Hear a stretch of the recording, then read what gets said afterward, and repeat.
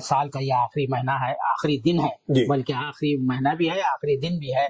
जो ऑपरेशन सिंदूर हुआ था मई में जो हुआ था, उसकी बाज़गश्त, उसकी इको जो है अभी भी जारी है। अभी हाल ही में जो है पिछले हफ्ते अमेरिका की हुकूमत ने, इंतजामिया ने, जो रिकी गिल है उनको एक अवार्ड दिया कि आपने बहुत अच्छा रोल अदा किया दोनों के दरमियान सालिसी करने में, मीडिएशन करने में, पाकिस्तान सीज फायर करवाने में। उस हवाले से उनको अवार्ड दिया गया। जबकि इंडिया यानी मोदी हुकूमत का ये स्टैंड है, मौक़िफ़ है कि हमने अपने तौर पर किया, पाकिस्तान के कहने पर हमने सीज फायर की, किसी थर्ड मुल्क का, किसी थर्ड पार्टी का इसमें कोई रोल नहीं है। क्या कहेंगे आप इसको? फिर ये फोकस में लेकर आया है इसको, इस मामले को। देखिए, प्रेसिडेंट ट्रंप ने करीबन 60 बार से ज्यादा बोला है कि मैंने हिंदुस्तान और पाकिस्तान की जो लड़ाई है उसमें सीज फायर कराया, और ये दो मुल्क हैं, दोनों के पास न्यूक्लियर वेपन है, तो मैंने सीज फायर कराया जो कि न्यूक्लियर वॉर हो सकती थी। अच्छा, उसके कुछ सबूत भी हैं। मिसाल के तौर पे 8 मई को एक प्रेस रिलीज आई है, इंडियन एम्बेसी जो हमारी अमेरिका में है, वॉशिंगटन में, उन्होंने रिलीज करी है, जिसमें कहा गया है कि जो हमारे नेशनल सिक्योरिटी एडवाइजर है अजीत डोवल, उन्होंने इमीडिएटली कांटेक्ट किया था मार्को रूबियो को। मार्को रूबियो ट्रंप एडमिनिस्ट्रेशन में सेक्रेटरी ऑफ स्टेट भी है और नेशनल सिक्योरिटी एडवाइजर भी है, तो उनसे बात करी थी। तो आप बातचीत क्या करेंगे? आप यही तो करेंगे ना कि यहाँ ये मसला हो गया, इसका उसको आप ब्यौरा दे रहे हैं। अच्छा, उसके बाद देखिए 10 मई को सबसे पहले सोशल मीडिया पे अपने उस प्रेसिडेंट ट्रंप ने लिखा कि फुल और इमीडिएट सीज फायर के लिए हिंदुस्तान और पाकिस्तान तैयार हो गए हैं। पहले उनकी आई, और फिर उसी दिन शाम को 5 बजे हमारे जो फॉरेन सेक्रेटरी थे उन्होंने कहा कि हाँ, हम दोनों की सीज फायर तय हो गई है। कहने का मतलब यह है, उनको 10 तारीख सुबह सुबह कैसे पता चल गया? तो बात यह है कि जो ये रिकी गिल है, ये अब पता चल रहा है कि ये उनकी नेशनल सिक्योरिटी काउंसिल होती है, जो national security adviser Marco Rubio के अंडर काम करती है। तो ये वहां पर उनकी एक इम्पोर्टेंट पोजीशन है। तो ये लगे हुए थे on behalf of the national security adviser. ये हिंदुस्तान से भी बात कर रहे थे, पाकिस्तान से भी बात कर रहे थे कि जल्दी से जल्दी सीज फायर हो जाए।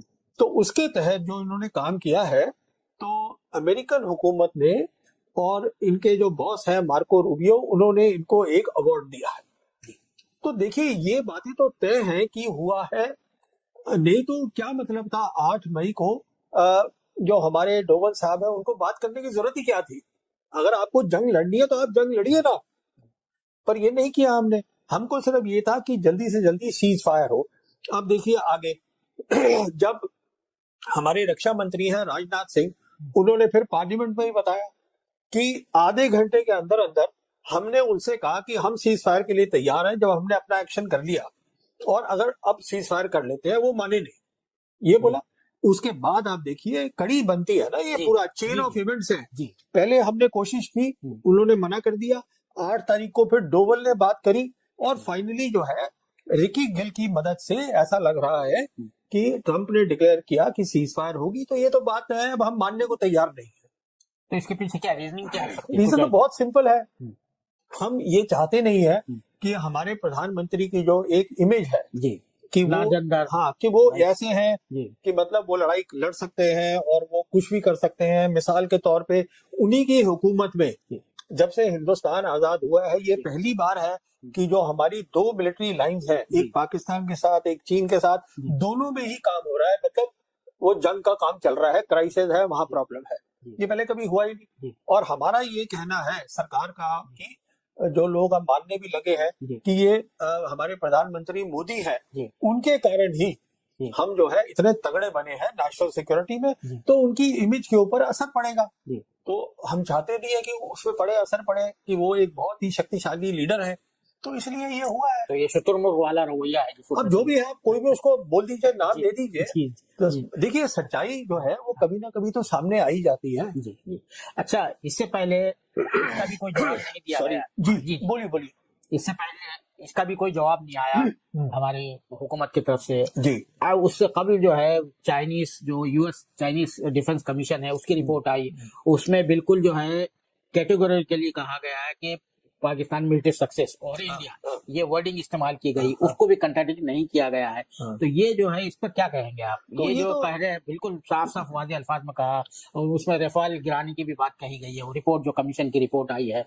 देखिए, बात कमीशन की रिपोर्ट की नहीं है, जो उनके प्रधानमंत्री हैं शहबाज शरीफ जी उन्होंने यूनाइटेड नेशंस में अपनी स्पीच में बोला था कि हमने 7 जी जेट जो है हिंदुस्तान के गिराए हैं। हम्म। अक्सर क्या होता है जब पाकिस्तान कुछ बोलता है जी या हिंदुस्तान के नुमाइंदे कुछ बोलते हैं, मैं तो प्रधानमंत्री की बात ही नहीं कर रहा हूँ, जी जी कोई भी नुमाइंदा बोलता है, जब दूसरे की बारी बात- आती है जी, तो उसका जवाब दे देता है। जी जी वहीं पे जी यहाँ पे हम चुपचाप बैठ गए, हमने कुछ भी नहीं बोला। जी अब बहुत लोगों का ये भी कहना है, जो कि हुआ है, जी कि हमने उनकी जो एयरफील्ड है उन पर तबाही करी है। जी जी देखिए, एक फर्क ये होता है, जब आप एयरफील्ड पर तबाही करते हैं जी तो इसमें क्या होता है, आपने मिसाइल खरीदी, उस पर ट्रेनिंग करी, इसमें छोटा वक्त लगता है। जी जी मान लीजिए 1 महीने की ट्रेनिंग में, 1.5 महीने की ट्रेनिंग में आप हो गए। जी। जब एयर की लड़ाई होती है जी। पायलट को ट्रेन करने के लिए, जी। और अब एयरबोर्ड जो उन्होंने दिखाई जी। वो बहुत ही ज्यादा सोफिस्टिकेटेड थी, उसमें सालों साल की मेहनत लगती है, प्रिसीशन लगता है।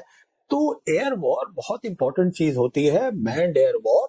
तो एक खास कारण ये था, क्यों अमेरिका ने ये लिखा है अपनी रिपोर्ट में, जिसका आप हवाला दे रहे हैं जी। यूएस कांग्रेस को, कि उनके पाकिस्तान एयरफोर्स ने अपनी जो एयर वॉर थी, जो कि 6 और 7 की रात को हुई है, जी। उसमें उन्होंने अच्छा अकाउंट अपना दिखाया है, उन्होंने नतीजा दिखाया है, जो कि उनके प्रधानमंत्री ने यूनाइटेड नेशन में बोला है। या तो हम उसको बोलते हैं कि ये झूठ बोल रहे हैं, जी हमने नहीं किया। तो देखिए, ये सब बातें देखी जाती है ना, इनकी अहमियत होती है। अच्छा, ये जो है आप बार बार अपनी जो है एनालिसिस में इस बात को रेस करते हैं कि इसके नतीजे में एक पैरिटी आ गई है, पाकिस्तान का प्रोफाइल जो है आगे बढ़ा है, ऊंचा हुआ है। जी।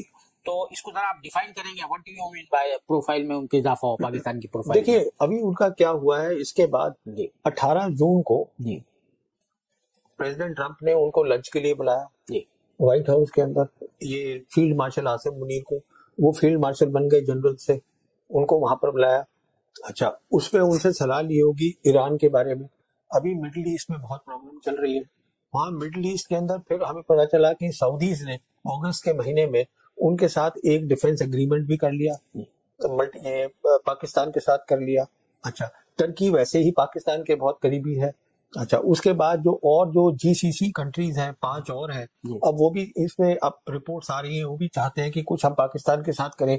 क्यों करें? इसलिए कि पाकिस्तान की मिलिट्री ने उन लोगों की समझ में ये साबित कर दिया है कि हम हिंदुस्तान की मिलिट्री से कम नहीं है, हम उनके बराबर ही है। तो ये एक बहुत बड़ी बात हो गई, और इसलिए अब हम देख रहे हैं जो उनके राजदूत आ रहे हैं अमेरिका के इंडिया में, जो अब जनवरी के महीने में आएंगे, सर्गियो गौर, वो अमेरिकन राजदूत भी होंगे हिंदुस्तान में। उसके साथ साथ उनको प्रेसिडेंट ट्रंप ने 2 और रोल दे दिए हैं कि आप स्पेशल रिप्रेजेंटेटिव होंगे साउथ एशिया में और सेंट्रल एशियन रिपब्लिक में। उसका क्या मतलब है? इसका मतलब ये है कि वहां पाकिस्तान का जो रोल है, देखिए आज की डेट में सेंट्रल एशिया में भी जा रहा है, वेस्ट एशिया में भी जा रहा है, साउथ एशिया में भी है, और चीन उनके पीछे खड़ा है।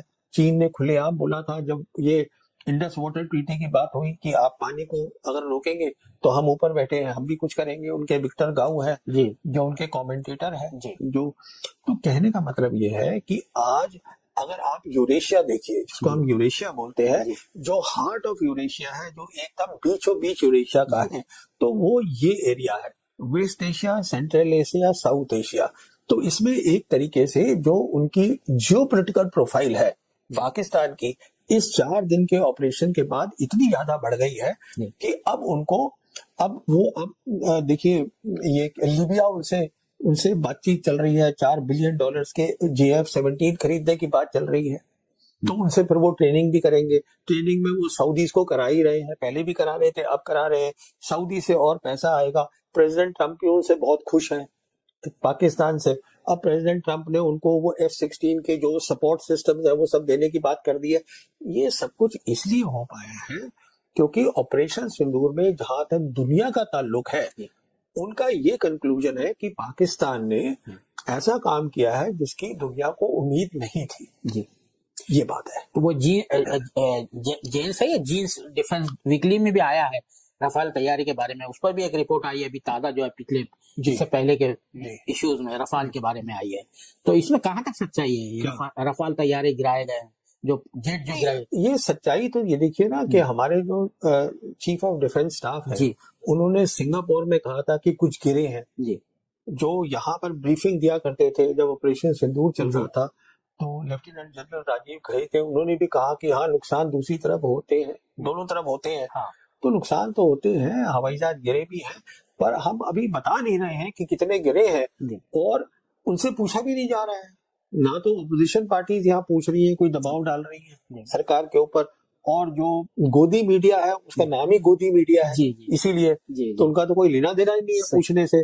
तो देखिए ये पूछना इसलिए जरूरी होता है जी क्योंकि देश को अगर पता चलता है, असलियत ये है, हम चाहते हैं, पूरा देश चाहता है जी कि बिल्कुल हिंदुस्तान की फौज जो है बहुत स्ट्रांग फोर्स हो, तगड़ी फोर्स हो। जी और आप ये भी समझिएगा कि टैक्स पेयर का पैसा भी लगता है वहां जी पर। जी तो इसलिए अगर जो खामियां हैं, कमियां हैं, पेशियां हैं, और ये पहले होता रहा है, जी जी ये तो अभी बंद हुआ है। देखिए मैं ये कह रहा था कि जो हमारी कमी पेशियां होती हैं, जी क्योंकि ये एक जंग जब होती है जी या कोई भी ऑपरेशन होता है तो हम ही नहीं देख रहे हैं, अब तो टेलीविजन है।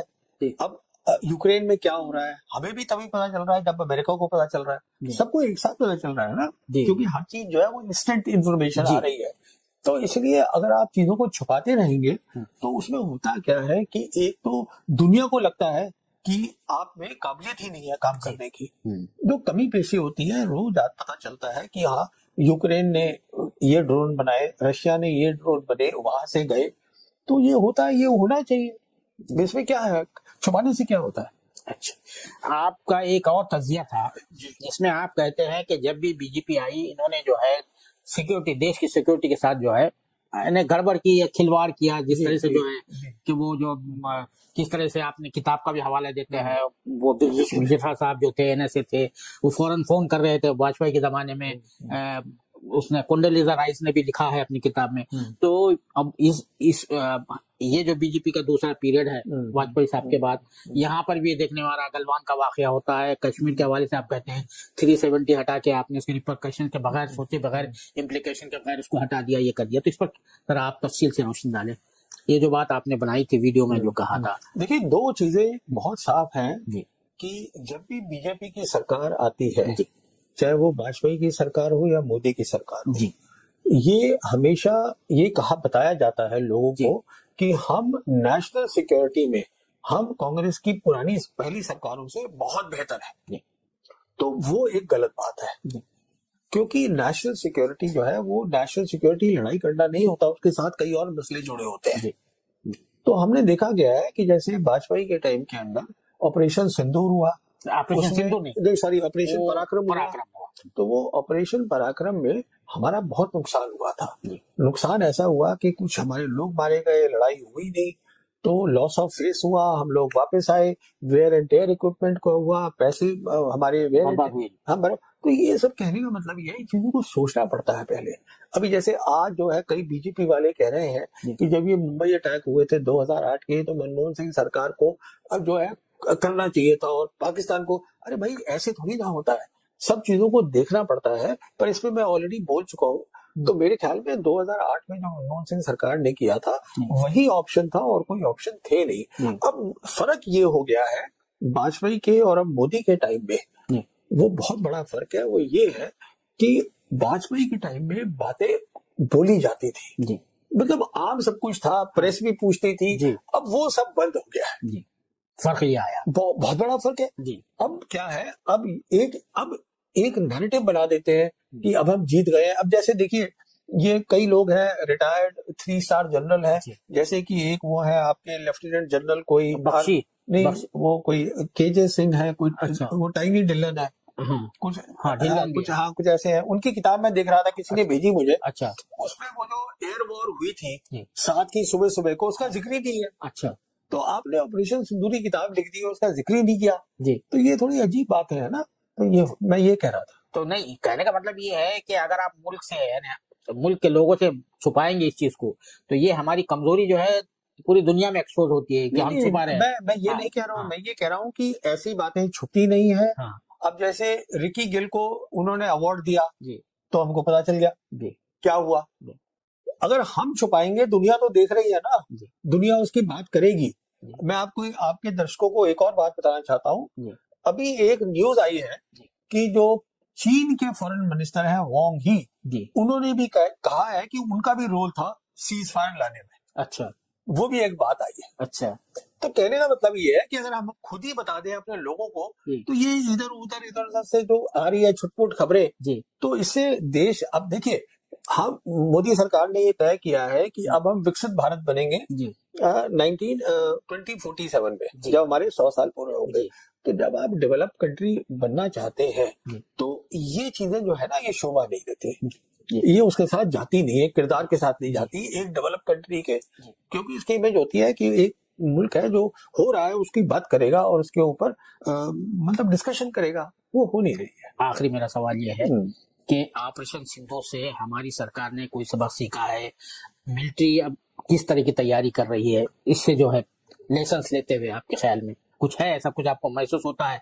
एज ए डिफेंस एनालिस्ट आप मैगजीन भी निकालते हैं, बहुत ही पुरमख मैगजीन होती है, सप्ताह इश्यू में मैगजीन होती है, तो आपकी क्या नजर है कुछ इससे सबक लेते हुए कि हमको किस तरह की तैयारी करना है, क्या करना है?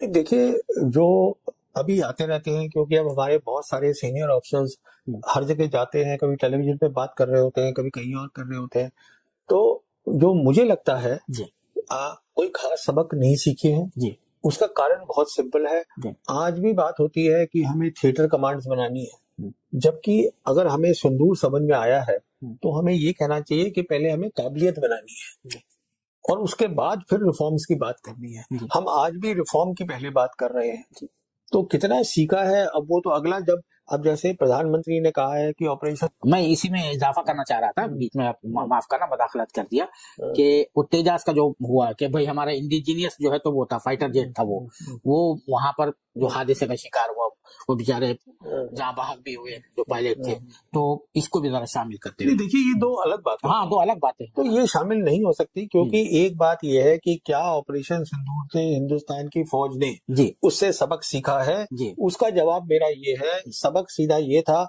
आप पहले अपनी काबिलियत बढ़ाइए। जी वो मुझे लगता नहीं है वो हो रहा है, जी पहली बात। जी दूसरा जो आपका सवाल तेजस का है, जी वो हमारी इंडिजिनाइजेशन के बारे में सवाल जी है, जी वो एक अलग चीज है। जी तो मेरे हिसाब से आज भी जो है हमारे जो पब्लिक सेक्टर अंडरटेकिंग्स हैं जी उनके अंदर टेक्निकल रिव्यू की जरूरी है। जी हम जैसे कोई भी प्रोग्राम करते हैं, आखिर में वो जो भी हम प्लेटफॉर्म बनाएंगे वो जंग में इस्तेमाल होगा, उसकी कमी पेशियां सब दिखेंगी, या एरोबैटिक्स करेंगे वहां पे कमी पेशी दिखेगी।